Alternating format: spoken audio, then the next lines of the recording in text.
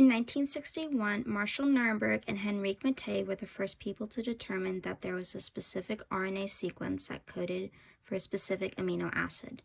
They conducted an experiment using poly-U homopolymers, 20 amino acids, and cell-free extract.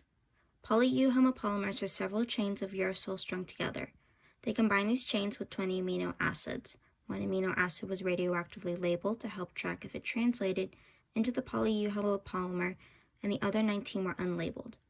Nirenberg and Mattei combined the amino acids and poly-U homopolymers in a test tube with cell-free extract.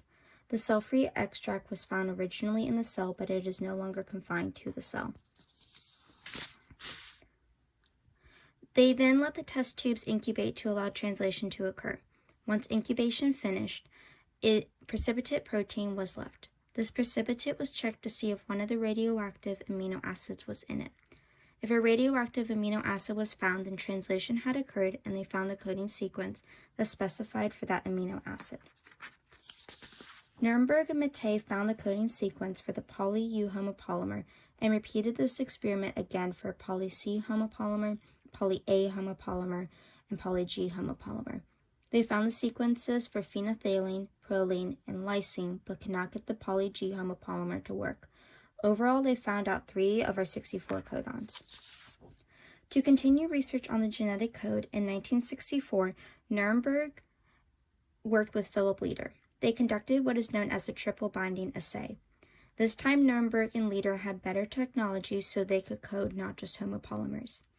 They had different synthesized short mRNA codons that were already known, such as GUU or CGA. They added these strands to a test tube that had a mixture of ribosomes and tRNAs that were attached to amino acids.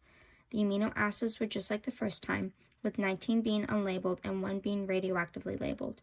Once mixed together, the ribosomes were allowed to bind to the mRNA and the tRNA that was specified by the mRNA. The mixture was passed through a filter, and they were looking for radioactive amino acids that matched with the codons. An example of a match would be if mRNA had a codon of GUU and the tRNA had the amino acid valine on it, then GUU would match valine. When everything matched, the radioactive amino acids would stick to the ribosome and tRNA and nothing would pass through the filter.